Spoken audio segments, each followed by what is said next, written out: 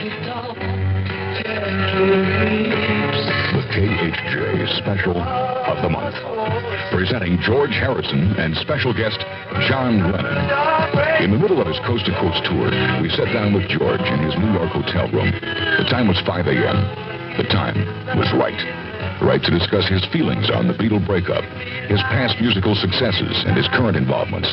John Lennon, former Beatle and friend, was also on hand to offer comments and criticisms about George as a talent by himself and John's personal involvement in Harrison's songs. What's the magic in their music? Listen as both George Harrison and John Lennon offer their own opinions on the pop music world and what artists are influencing it today. Listen to their words and their music. The KHJ Special of the Month, presenting the musical master George Harrison and special guest John Lennon. For the next 60 minutes, one half of the group that changed the music and lifestyles of entire countries meets with KHJ to discuss some of their thoughts and music. I felt probably for 3 years that this tour, subconsciously, I felt the presence of this tour in my subconscious, and it's been like bubbled deep down, and it's slowly been bubbling up to the surface. And it's like a lot of forces and energies, I don't really know. In a way, I decided to go on tour, I suppose. You could say that. But in reality, it was like just outside energies and maybe subconscious desires, or I don't know, but whatever it was, I felt it coming for 3 years, and when it finally came, I thought, what am I doing? It's mad, really mad, It's such a big tour, because I did think if I was to tour America again, I certainly didn't want to do the same thing like, those hectic, really crazy tours like in the old days where you'd be left in a room for 8 hours and they'd throw you a Hershey bar occasionally when they remembered. I thought we'd do a tour, I'd play maybe 10 cities and take a lot of time to go to those 10 cities, maybe take 2 or 3 days off in between each city where I'd see a little bit of America. Maybe we'd go by camper or by train or something like that. And instead, it got to the point where I thought, well, if I'm doing it, I might as well do in one shot, because once you get into the motion, I might as well do as many as possible. I have no idea who wants to see me, who doesn't want to see me, which cities to play, which cities not to play. I just have a lot of concepts which I want to get rid of and which I'm getting rid of, like one, when we went to Dallas or Houston, Texas, on the old Beatle tour. I remember both years. First year we went to Dallas, we almost got killed. Second year we went to Houston, we almost got killed. So my concept of Texas has been, wherever I go, I'm not going to Texas, because it's so mad, But I just remembered what happened there. And so I played, Fort Worth and Houston. And it's amazing, the change, that's what blows me out, really, is the change in 5-6 years of people's consciousness. It's incredible. It's like, say, 4 years ago, 5 years ago in San Francisco or Los Angeles. It's like that now in Texas. The feeling of the people and the way they look and the way they act. It's great, it was one of the really nicest shows at Fort Worth. It was really nice. And Houston, I really I didn't have any of that old fear that I thought I may have. They were asking me about what my feelings were about the tour, which I can relate the same answer to this thing about the forum. And that is that I just didn't have enough time. I've been so busy working this year that if I'd have sat back and thought about it, I would have been petrified. I wouldn't have been able to do it. And there's been moments where I've thought, a little bit of negativity has crept in, and I have to try and squash it immediately, because, it's like Lord Buckley said, and I don't know if you know Lord Buckley, but he said, this is relating to what I'm talking about, but he's talking about love. He says it's like a beautiful garden. When you use it, it just grows and blossoms.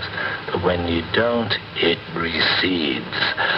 So positive and negative is like that. It's like when you use the positive thoughts, it just blossoms and it seems to uphold. And when you get negative and doubts, it just comes like creepers to strangle. Just we're playing Salt Lake City, and during intermission or between the two shows, somebody said President Ford's son is here, and is it okay to bring him backstage to meet you? And I said, sure. I mean, I meet anybody, you know. They don't have to be the president's son, because I don't have any ideas of the first family, you know, of President Ford. The only impression I'd had of him was that he was a person who was put in a job which he didn't particularly want, and maybe he really didn't need at all. In fact, he probably liked the saying, he needed it like a hole in the head. So I met his son, and his son was just fantastic. His son was just a really nice, very, very good guy. In fact, I got a really good feeling from him first time I met him. I felt from General Ford, I met him like I'm looking at you. I could look him in the eyes, and I felt that he was a decent human being. And it gave me hope. You know, it gave me hope because I mean, not only is America like one of the heaviest places around this planet, but, I mean, America has such influence on the rest of the world. It's like you take it just to, say, a radio station. Now, whoever's running the radio station, if he is the guy giving off either orders or giving a feel to the members of his staff, it comes from the top. You know, if the secretary's unhappy about the way things going on, is usually can trace it back to the top. And if there's a good spirit in an organization or a business, it's usually because from the top the feeling is coming through. So that's what gave me hope for America and for the world, because the world is influenced a lot by America. I must say, there's so many records that I don't ever hear, and not because I don't like them, but because I don't hear them, or because I don't have time. I'm so busy making records. What I bought recently was the new Maria Muldaur record, because I liked something about her on her first album, that Reprise album. Maybe it wasn't her first overnight success. Anyway, the one about the new album, but I've just got stuck on the track called Cool River. And if you're listening, Maria, I love it. It just makes me want to cry. Cool River. I don't know if you heard that. It's on her new album. But I read somewhere in the review of the album that she never wrote the song herself. Somebody else wrote the song. But I just love that song, except for one line. In the second bridge, she says, I have tried praying to God and his saints on high, but they don't hear me. The only thing was, if I did a cover version of that, I'd have to change that line to, I've tried praying to God and his saints on high, and I know they hear me. It's taken a long time being sued over that song. I tell you how I wrote that song. I went to see Delaney and Bonnie and Friends, which was with Eric Clapton. He was one of the Friends, play at the Albert Hall in London. And it was, sometimes you go to a show, I don't know, I feel as a musician, I go to shows, and I know this must be going on while I'm out doing the shows now in America. sometimes I go to a show, but Delaney and Bonnie and Friends with Eric, it was so good, you know, that Coming Home, and you know that when it was their first album, and everybody did, Jim Gordon and Carl Radle and Bobby Keys, and you know, it was a good band. It was a good band at that time, and if you go back and hear all that stuff, like Coming Home, Delaney and Bonnie, it really was great. They played really well, and I sat there with Ringo in the box at the Albert Hall, and I just thought, wow, you know, really, that band's great. I really like that.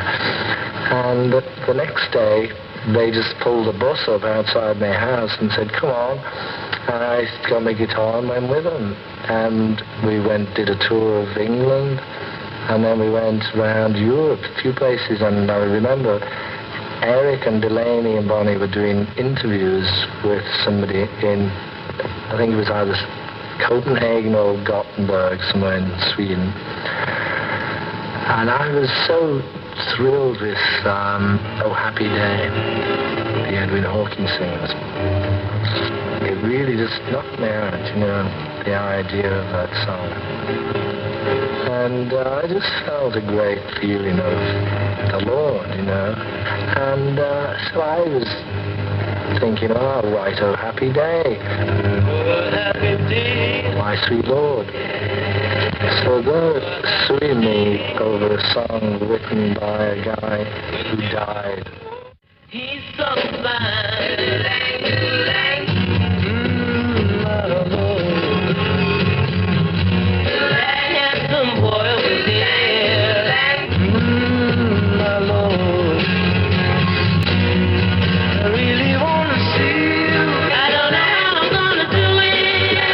To be not Oh Happy Day. After all, it turned out to be more like some of the side of Chiffons. He's so fine. It takes so long, oh Lord. Well, that was the quickest thing I ever wrote, because, no, Ding Dong Ding Dong was the quickest one I ever wrote. It took me 3 minutes. Except it took me 4 years of looking at a thing, ring out the old ring in the new, ring out the false ring in the true, before I realized it was a hit song. And I'm being a bit precocious saying that, hit song, because it is so, I mean, it makes me laugh, you know. It's so simple. Which again reminds me of Lord Buckley. He says, it was just like a jitterbug. It was so simple, it evaded me. Well, that song evaded me for 4 years.